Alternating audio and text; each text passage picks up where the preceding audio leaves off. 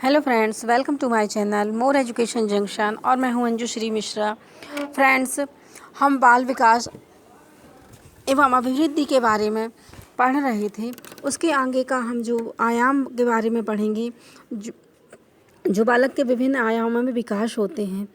तो फ्रेंड्स, आप लोग इसको बहुत सीरियस होकर एग्ज़ाम की यदि तैयारी कर रहे हैं तो बहुत सीरियस होकर पढ़िएगा, क्योंकि जो मैं आप लोगों के लिए टॉपिक लेके आ रही हूँ वो सिलेबस के अकॉर्डिंग ही लेकर आ रही हूँ।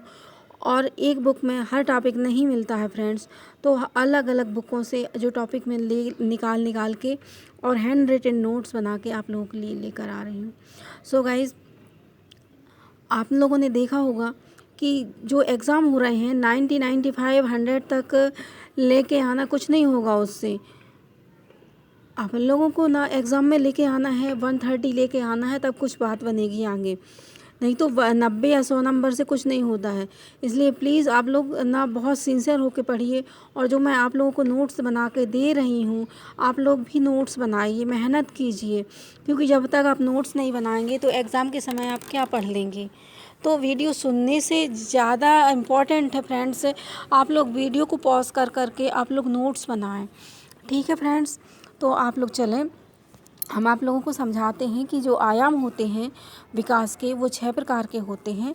तो आप लोगों से पूछा भी जा सकता है कि आयाम कितने प्रकार के होते हैं, या कौन सा आयाम नहीं है या कौन सा आयाम है, तो आप लोगों को इसको याद रखना होगा। तो चलिए फ्रेंड्स, देखते हैं। शारीरिक आयाम फ्रेंड्स, ये मानसिक आयाम लिखा हुआ है, ये थोड़ा सा दिख नहीं रहा है तो आप लोग लिख लेना। मानसिक आयाम लिख लेना। और इस मानसिक आयाम को फ्रेंड्स संज्ञानात्मक भी बोलता है, संज्ञानात्मक विकास भी बोलते हैं। ठीक है फ्रेंड्स, तो आप लोग इसको बहुत अच्छे से देखना कि कभी कभी आपसे पूछ लिया जाता है कि जो मानसिक आयाम कभी जैसे शब्दों से जो कठिन जिसकी जो शब्द होते हैं, जैसे मानसिक आपको समझ में आ जाएगा, लेकिन पूछ लिया जाए संज्ञानात्मक विकास, तो संज्ञानात्मक विकास क्या कहलाता है, तो आपको याद रखना है संज्ञानात्मक विकास मतलब मानसिक विकास। ठीक है। संवेगात्मक आयाम जो होते हैं सामाजिक विकास होते हैं, भाषाई विकास और मनोगत्यात्मक विकास।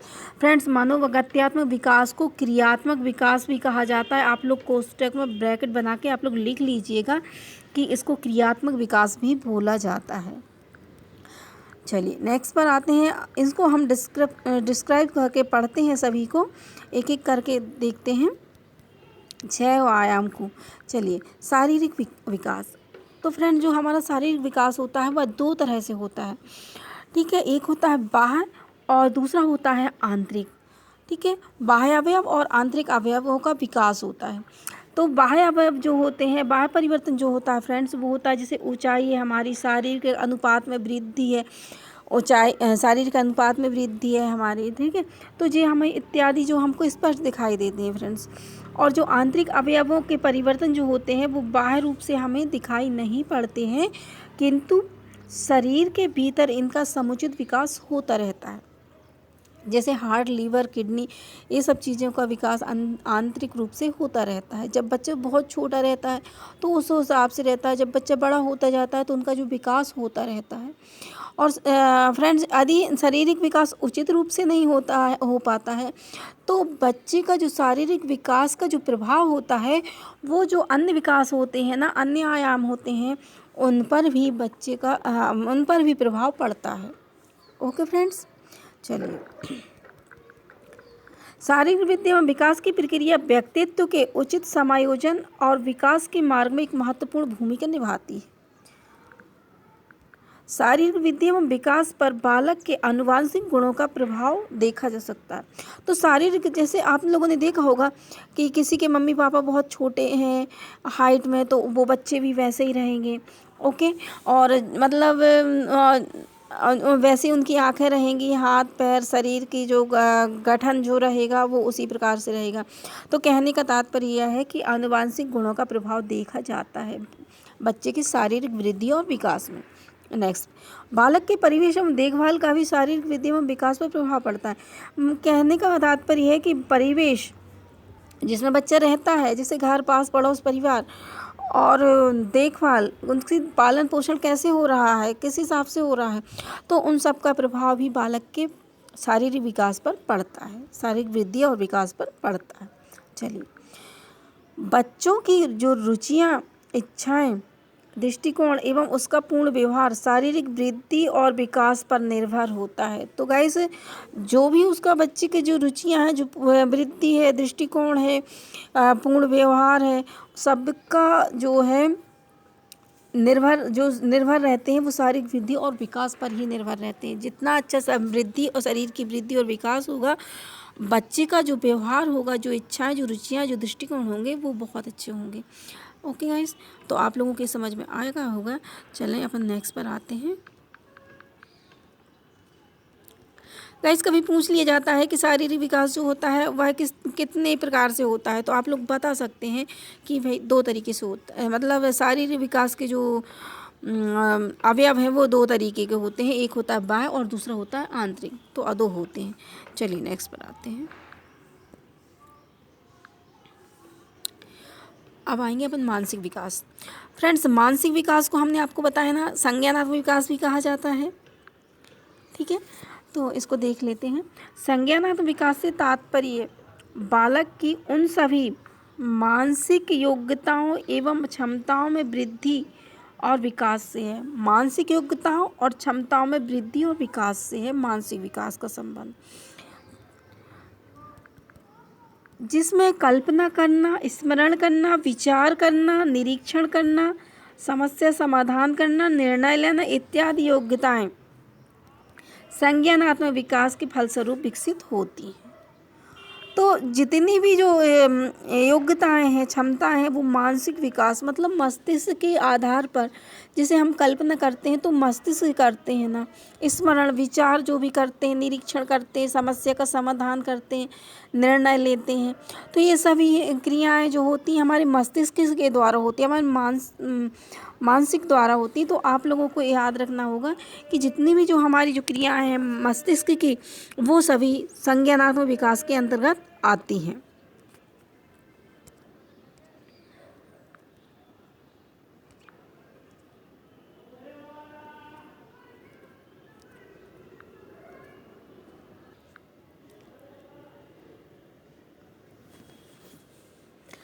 संज्ञानात्मक विकास के बारे में शिक्षकों को जानकारी होना क्यों आवश्यक है? क्योंकि संज्ञानात्मक जानकारी होने से विभिन्न आयु जो स्तर पर जो पाठ्यक्रम सहगामी क्रियाओं तथा अनुभवों के चयन तथा नियोजन में सहायता मिलती है। अब बच्चा छोटा है, अब हम पाठ्यक्रम का चयन करेंगे तो आयु स्तर के जो बालक रहेंगे उसके हिसाब से पाठ्यक्रम का हम चयन करेंगे, सहगामी क्रियाएं करेंगे कि हाँ बच्चे इतनी आयु के स्तर के बच्चे इतना सीख लेते हैं। तो इस प्रकार से सहगामी क्रियाओं और जो अनुभवों के चयन तथा नियम, एक मिनट गाइस,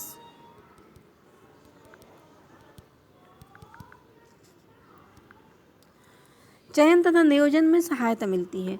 तो अनुभवों के द्वारा जो बच्चों के जो क्रियाकलाप करते हैं, जो बच्चे जिस आयु के स्तर के बच्चे जो पाठ्यक्रम बनाते हैं बच्चों के लिए, सहगामी क्रियाओं तथा अनुभवों के चयन तथा नियोजन में सहायता मिलती है।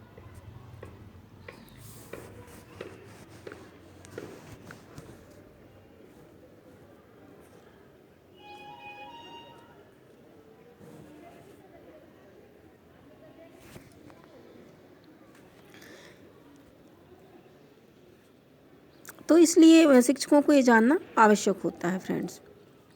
चलिए आते हैं नेक्स्ट पर, भाषाई विकास। भाषाई विकास के बारे में देखते हैं।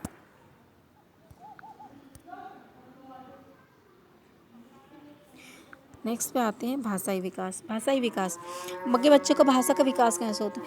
फ्रेंड्स, जैसे आप लोगों से पूछा जाए कि भाषाई विकास जो है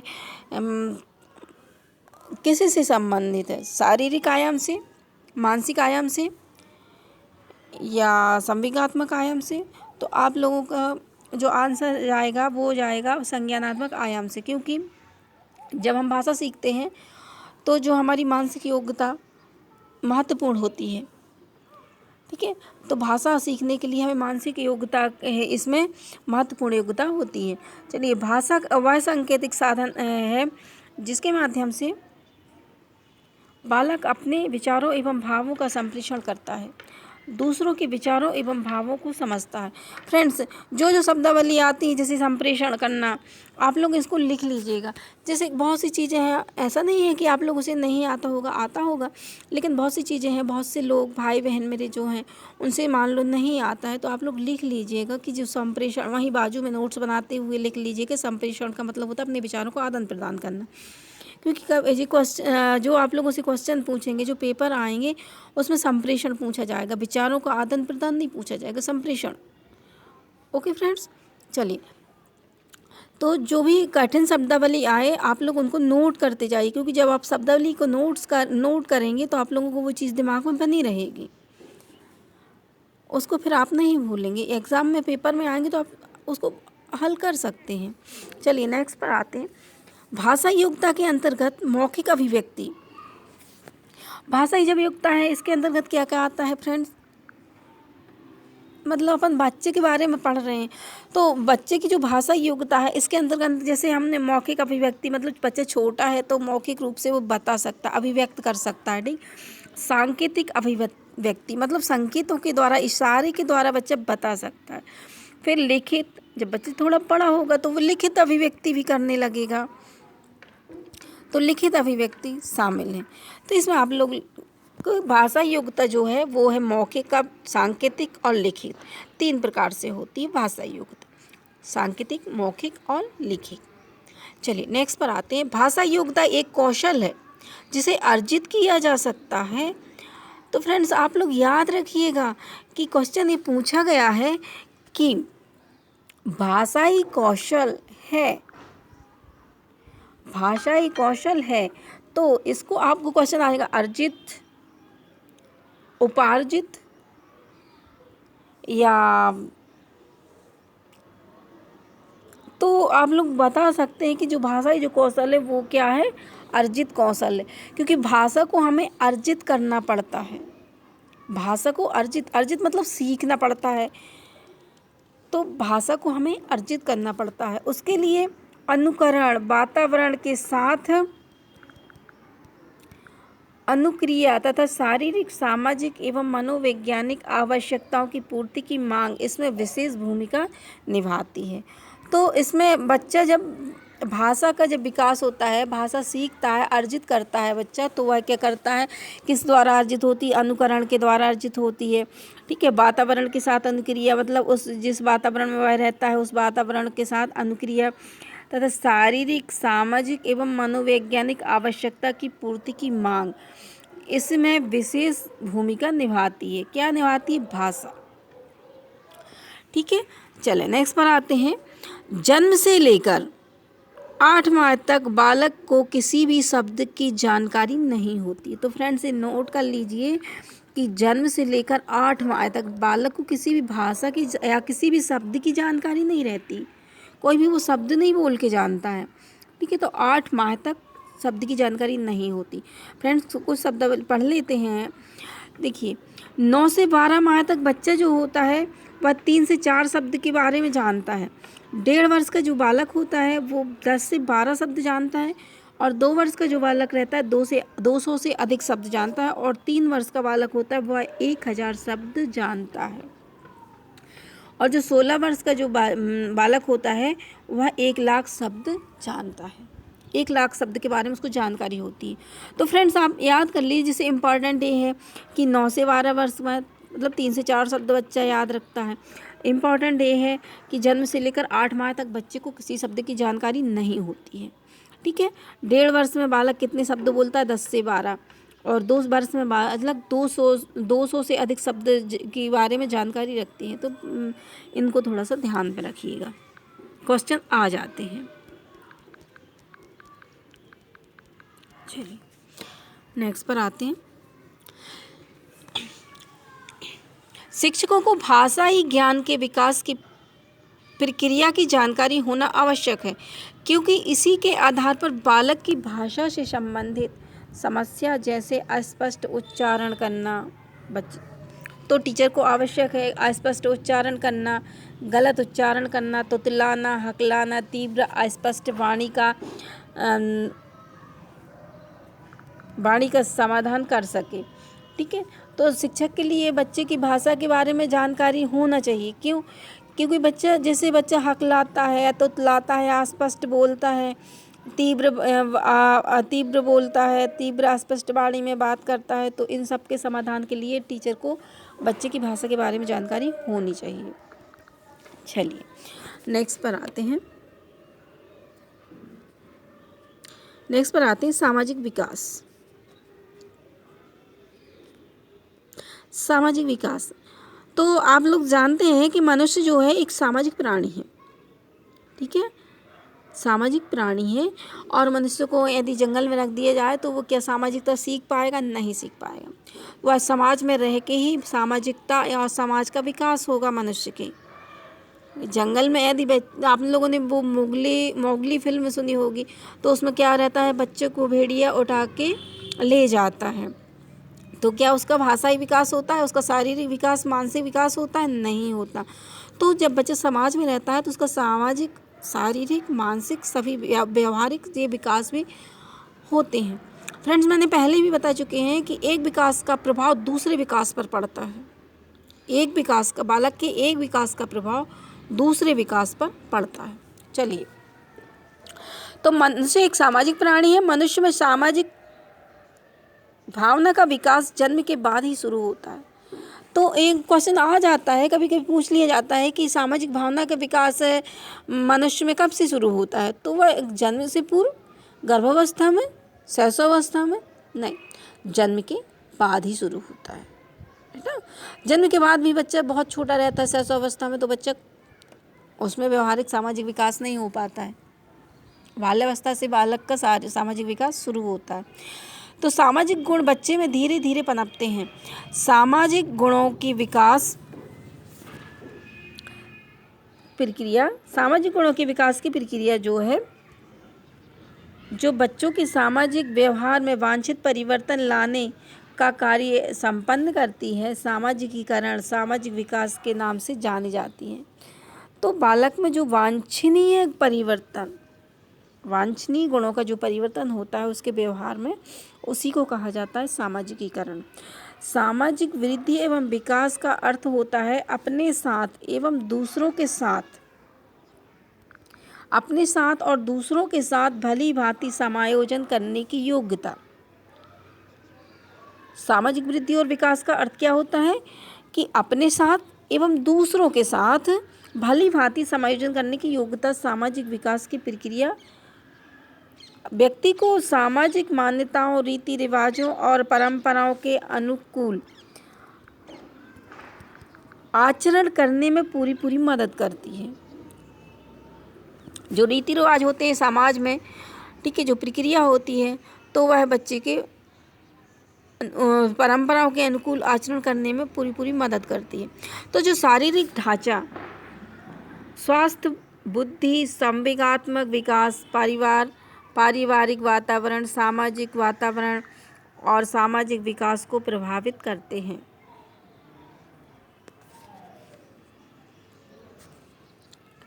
तो जो सामाजिक जो वातावरण रहता है, वह शारीरिक जो ढांचा है, हमारा स्वास्थ्य है, बुद्धि है, संवेगात्मक विकास, पारिवारिक वातावरण और सामाजिक वातावरण, ये सब क्या है, सामाजिक विकास को प्रभावित करते हैं।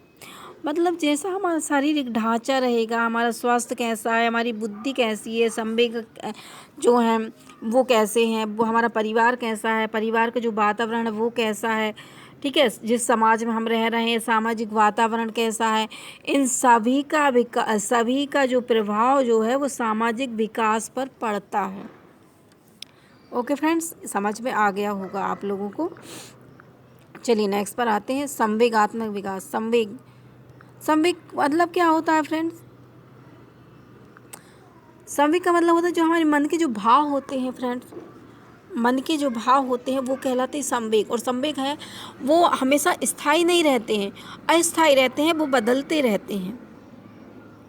ठीक है, मतलब 1 मिनट में हम गुस्सा थे, और जो छोटे बालक जो रहते हैं यदि थोड़ी देर में गुस्सा हो जाते हैं, थोड़ी देर में रोने लगते हैं, थोड़ी देर में हंसने लगते हैं। तो जो संवेग होते हैं फ्रेंड्स, वो क्या होते हैं, वो हर मतलब स्थायी नहीं रहते हैं, वो बदलते रहते हैं। चलिए इसके बारे में थोड़ा सा पढ़ लेते हैं। संवेगात्मक विकास ऐसी अवस्था जो व्यक्ति के व्यवहार को प्रभावित करती है, व्यक्ति के व्यवहार को प्रभावित करती है, वो कहलाती है संवेग। ऐसी अवस्था जो व्यक्ति के व्यवहार को प्रभावित करती है, जैसे भय, क्रोध, घृणा, आश्चर्य, स्नेह, विषाद इत्यादि संवेग के उदाहरण हैं। तो मैंने कहा था ना फ्रेंड्स कि व्यवहार को तो व्यवहार को प्रभावित करती है, लेकिन जो संवेग जो हमने आप लोगों को बताए हैं वह स्थायी नहीं होते हैं, वो अस्थायी होते हैं, कुछ क्षण के लिए होते हैं, क्षणिक होते हैं। चलिए नेक्स्ट, व्यक्ति का संवेगात्मक व्यवहार उसके शारीरिक वृद्धि विकास को ही प्रभावित नहीं करता, बल्कि बौद्धिक, सामाजिक एवं नैतिक विकास को भी प्रभावित करता है। तो जो संवेग होते हैं फ्रेंड्स, जो व्यक्ति के जो बौद्धिक, सामाजिक, नैतिक विकास को प्रभावित करता है। प्रत्येक संवेगात्मक अनुभूति व्यक्ति में कई प्रकार के शारीरिक और शरीर संबंधी परिवर्तन को जन्म देती है। तो प्रत्येक जो संवेगात्मक अनुभूति होती है फ्रेंड, वो कई प्रकार के शारीरिक और शरीर संबंधी परिवर्तनों को जन्म देती है। यदि आप खुश रहेंगे, खुश हैं, किसी चीज़ से बहुत खुश हैं, तो उसका जो प्रभाव पड़ेगा वो है आपके बुद्धि, सामाजिक, नैतिक विकास पर पड़ेगा। आपके शारीरिक जो परिवर्तन है उस पर पड़ेगा। आप क्रोध हैं, कहते हैं ना क्रोध नहीं करना चाहिए, तो आप क्रोधित हैं तो उसका प्रभाव भी आपके व्यवहार पर पड़ेगा और आपकी जो शारीरिक और मानसिक परिवर्तन में भी पड़ेगा। चलते हैं, तो ये आप लोगों को संवेग के बारे में समझ में आया होगा। कभी पूछ लिया जाता है कि संवेग हैं, तो आप लोगों को संवेग जो है वो क्या है। संवेग भय, क्रोध, घृणा, आश्चर्य, स्नेह, विषाद, ये चीज़ें आप लोगों को याद रखनी है कि संवेग क्या है। तो संवेग क्या है, व्यवहार को प्रभावित करते हैं। चलिए नेक्स्ट पर आते हैं। बालक के संतुलित विकास में उसके संवेगात्मक विकास की अहम भूमिका होती है। यदि आप बालक का जो संतुलित विकास होगा तो जो संवेगात्मक विकास है उसके भी अहम भूमिका रहती है। संतुलित विकास में बालक के संवेगात्मक विकास में वातावरण की बहुत भूमिका होती है। जो संवेगात्मक विकास है उसके भी वातावरण, किस वातावरण में आप रह रहे हो, ठीक है, शांत वातावरण में रह रहे हो या शोर शराबे वाले वातावरण में रह रहे हो। वातावरण का मतलब क्या होता है फ्रेंड्स, जो हमारे पर्यावरण की, जो हमारे आसपास का जो वातावरण है, पास पड़ोस, घर परिवार का जो वातावरण है, उसका प्रभाव भी बच्चे के संवेगों पर पड़ता है। तो चलिए नेक्स्ट पर आते हैं, लास्ट पर, मनोगत्यात्मक विकास। मनोगत्यात्मक विकास को फ्रेंड्स क्रियात्मक विकास भी कहा जाता है। तो क्रियात्मक विकास का अर्थ होता है व्यक्ति की क्रियात्मक शक्तियों, क्षमताओं, योग्यताओं का विकास। व्यक्ति की क्रियात्मक शक्तियों, क्षमताओं और योग्यताओं का विकास। ऐसी शारीरिक गतिविधियां या क्रियाएं जिनको संपन्न करने के लिए मांसपेशियों, तंत्रिकाओं की गतिविधियों की संयोजन की आवश्यकता होती है, उसे बोलते हैं मनोगत्यात्मक विकास। तो इसमें मनोगत्यात्मक विकास में मांसपेशियों और तंत्रिकाओं की सहायता के द्वारा मनोगत्यात्मक विकास होता है, जैसे चलना, बैठना, लिखना, उठना, ये सब चीज़ें जहाँ पर हमारी जो शारीरिक क्रियाएं होंगी, मांसपेशियां, तंत्रिकाओं की जहाँ पर कार्य होगा वो कहलाएंगी हमारी मनोगत्यात्मक विकास या क्रियात्मक विकास। तो क्रिया हम किससे करेंगे, अपने हाथ पैर, अपने शरीर से करेंगे, मांसपेशियों के तंत्रिकाओं के द्वारा करेंगे, तो वो कहलाएगा मनोगत्यात्मक विकास या क्रियात्मक विकास। हाँ फ्रेंड्स, जैसे पूछ लिया जाता है कि जो जैसे चित्रकला होती है, लोग चित्रकारी करते हैं, तो यह कौन सा विकास है। तो आप लोगों को पूछ सकते हैं कि जैसे चित्रकारी है या बच्चे कुछ बना रहे हैं या लिखना है, तो लिखना कौन सा विकास कहलाता है, यह कहलाता है मनोगत्यात्मक विकास या क्रियात्मक विकास।